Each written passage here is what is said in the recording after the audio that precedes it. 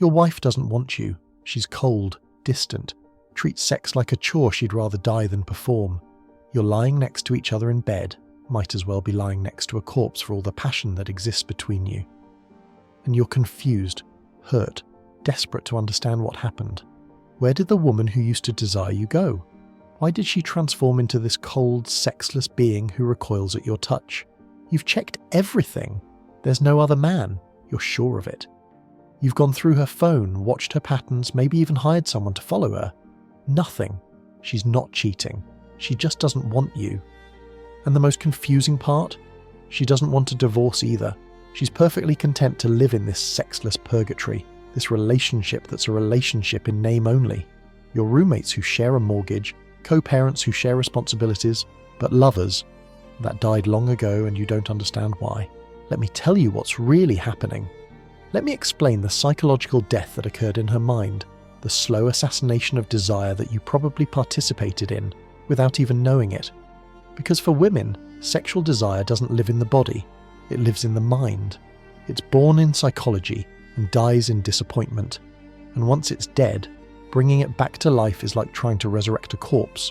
Possible, but it requires understanding exactly what killed it in the first place. First, let's eliminate what it's not. It's not another man. You've already established that. It's not a health issue if she's been checked and everything's normal. No hormonal imbalances, no physical pain, no medical conditions that would explain this sexual death. When we've eliminated the physical and the external, what remains is the psychological. The problem is in her head, in how she sees you, in what you represent to her now versus what you represented before. The first and biggest killer of female desire, you didn't live up to her expectations. I know, that sounds unfair. How can you live up to expectations you didn't even know existed? But here's the thing about women. They create entire fantasies in their minds about who you are, who you'll become, what life with you will look like. They don't fall in love with you. They fall in love with their projection of you, their fantasy of you, their imagination of what you represent. When you first met, she didn't see you. She saw potential. She saw what you could become, what you might achieve, who you might be. Her libido, her desire, her sexual energy, all of it was directed at this fantasy version of you. And for a while, maybe you seemed to match it. Maybe in the beginning, with all the excitement and newness, you appeared to be that man she imagined. But reality has a way of destroying fantasies. Day by day, year by year, the real you emerged. And the real you? You're just a regular man. You don't earn what she imagined you'd earn. You don't achieve what she thought you'd achieve. You don't transform into the prince she believed you'd become. You're just you. Average, ordinary, human you. And here's what she'll never admit. What she probably doesn't even consciously understand. She feels deceived. Not by you, but by her own imagination. But she can't blame herself. Her psyche won't allow that. So she blames you. You deceived her. You pretended to be something you're not. You tricked her into this life that's nothing like what she imagined. And how can she desire someone who deceived her? How can she want someone who represents the death of her dreams? Think about it from her perspective for a moment. She had this whole life planned out in her head. You were going to be successful in ways you never even knew she expected. You were going to transform into someone you had no idea she wanted you to become. You were going to provide a lifestyle, an emotional experience, a social status that existed only in her imagination. And every day that you remained yourself instead of becoming her fantasy, her resentment grew, her disappointment deepened, and her desire died a little more. She watches her friends' lives on social media, sees their husbands' successes, their vacations, their lifestyles, and she compares. You don't measure up. You are supposed to be more, do more, achieve more. The fact that you're a good man, a faithful man, a present man, none of that matters because you're not the fantasy man she created in her mind. And sexual desire cannot survive the weight of that disappointment. The second killer, broken trust. But not the kind of trust you think, not infidelity trust. I'm talking about emotional trust, psychological trust, the trust that allows a woman to be vulnerable, to open up, to let go during sex. This trust gets destroyed in 1,000 small ways you don't even notice. Remember when she told you about that weird hobby she had and you laughed? Remember when she introduced you to her friends and you made it clear you thought they were beneath you? Remember when she shared a dream, an ambition, a fear, and you dismissed it? minimized it, made her feel stupid for having it. Every single one of those moments was a brick in the wall she built between you. She showed you who she really was. Maybe she's silly. Maybe she's not as smart as you. Maybe she has stupid interests and embarrassing friends and ridiculous dreams. But she showed you. She was vulnerable. She trusted you with her real self, and you rejected it.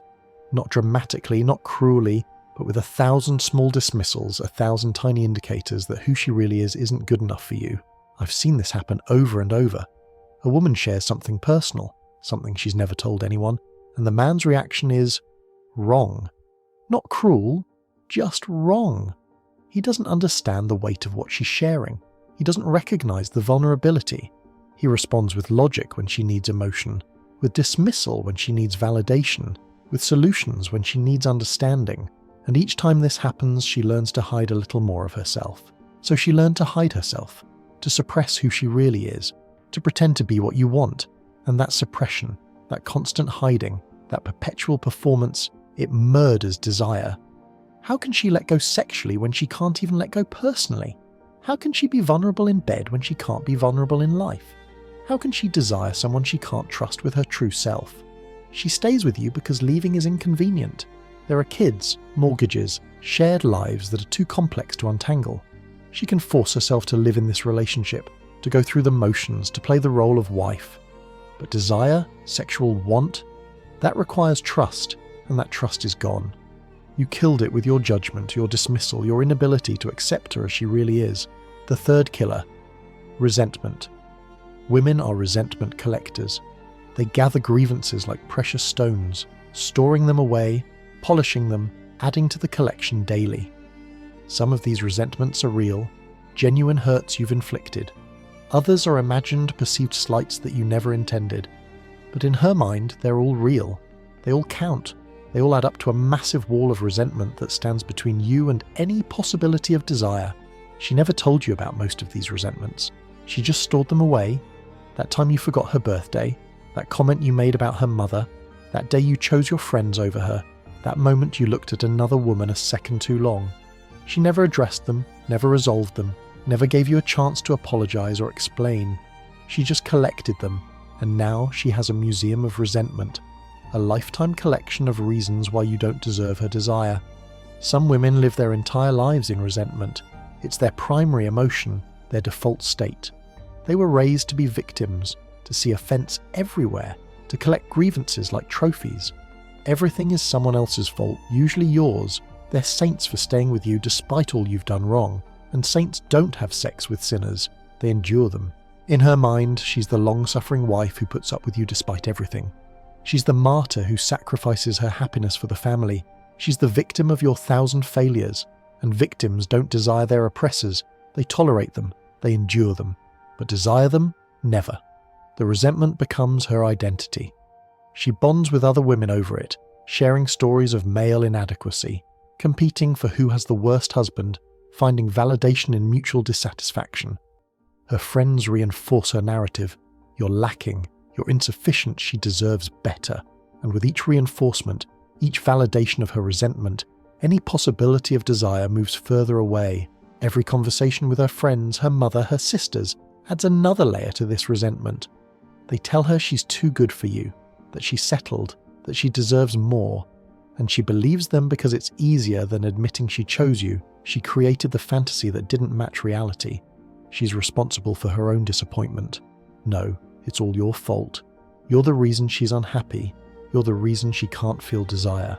The fourth killer, and this one is particularly tragic, sexual deception that became sexual death. Let me tell you how this happens, because it happens in almost every relationship and nobody talks about it. When you first started having sex, both of you were performing. You were trying to be the great lover, the stallion, the man who could drive her wild. She was trying to be the sex goddess, the woman who loved everything, who was up for anything, who couldn't get enough. Neither of you were being real. You were both acting out roles you thought the other wanted. You tried things, and she responded with enthusiasm even when she hated it. Why? Because she wanted you to think she was amazing in bed. She wanted to seem like the perfect sexual partner. So when you did something she didn't like, instead of saying so, she moaned louder. She gave you positive feedback for things that did nothing for her. Or worse, things that actively turned her off or hurt her, and you, thinking you'd found the key to her pleasure, doubled down on exactly the things she hated. You thought you'd discovered what she loved, so you kept doing it over and over, perfecting your technique in something that was slowly building her resentment and killing her desire. She never told you the truth. Maybe she tried to hint, to redirect, to suggest alternatives, but you didn't pick up on it because she'd already trained you with her false responses. Or maybe she said nothing at all, just endured it, thinking it would get better, thinking she could learn to like it, thinking it was her problem, not yours. Years pass. Decades, maybe. And every sexual encounter becomes an ordeal for her. She's trained you to do exactly what she doesn't want. She's created a sexual dynamic that repulses her. And now, even the thought of sex with you fills her with dread because she knows what's coming. The same thing she's hated for years but never had the courage or communication skills to address. The accumulation of unwanted sexual experiences creates a trauma response. Her body tenses when you touch her. Her mind races with excuses to avoid intimacy. She becomes an expert at going to bed early, staying up late, being too busy, too tired, too stressed. Anything to avoid another encounter with the sexual dynamic she helped create but now despises. Eventually her body starts rejecting sex entirely. Maybe she develops vaginismus. Her vagina literally closes up, making sex impossible. Maybe she gets mysterious headaches, stomach aches, sudden illnesses that conveniently appear whenever you initiate. Her psyche has moved the rejection from the mental to the physical. Her body is now saying what she never could. I don't want this. The body doesn't lie. When the mind can't express its truth, the body takes over. Those headaches are real. That stomach pain is genuine.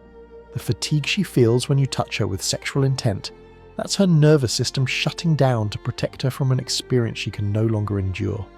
Her body has become her last line of defense against sexual encounters that years of deception have made unbearable.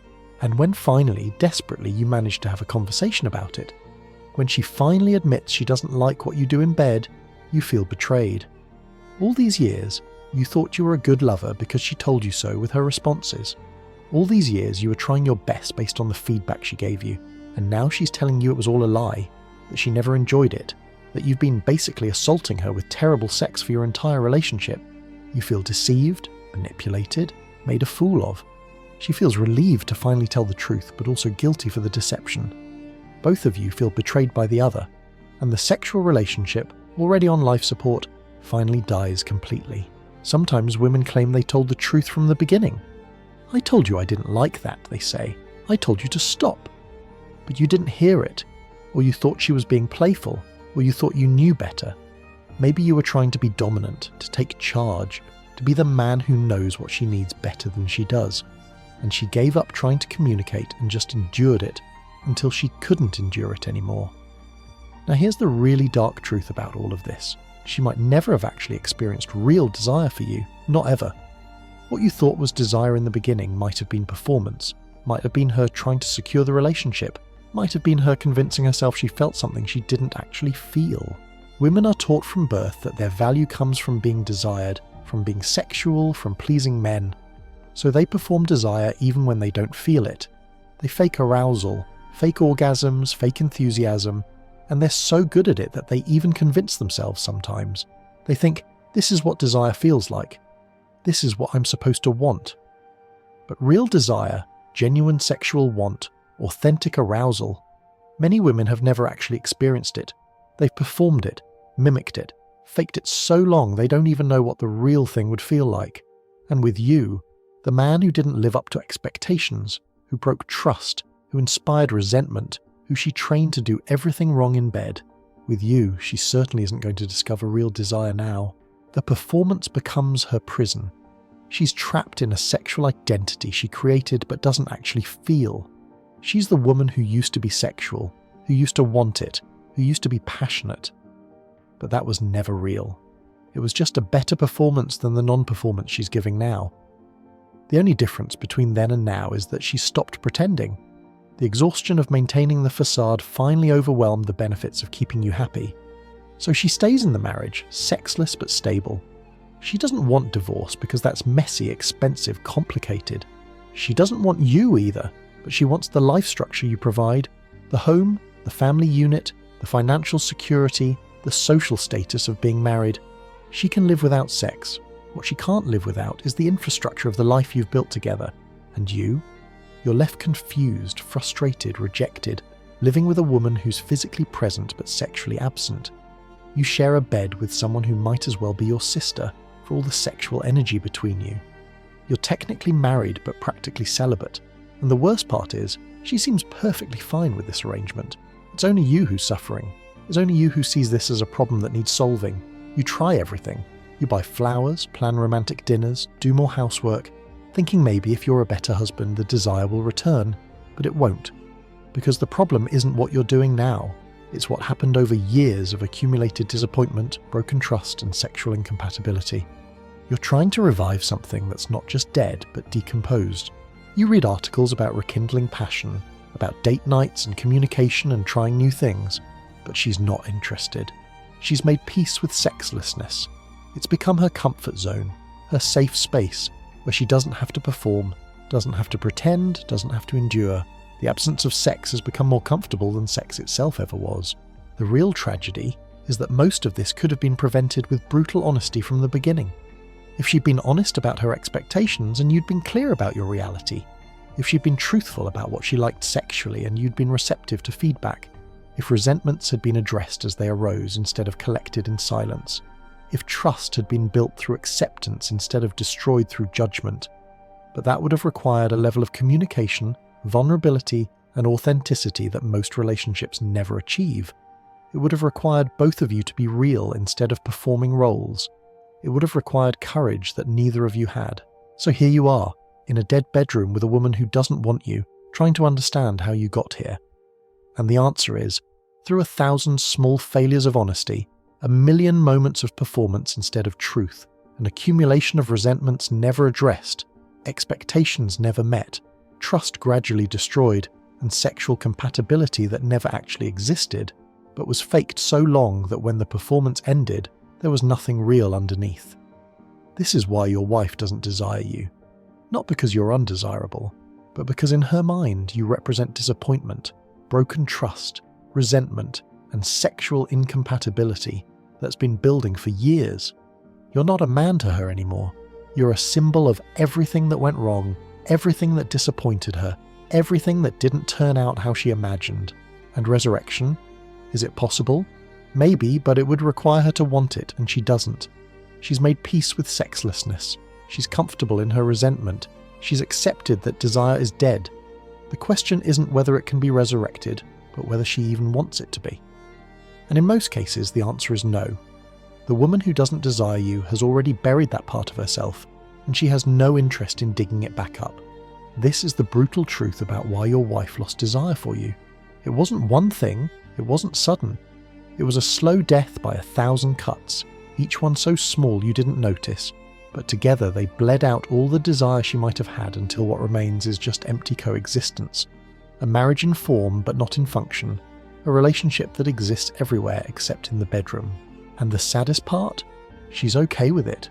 You're the only one suffering. You're the only one who wants things to change.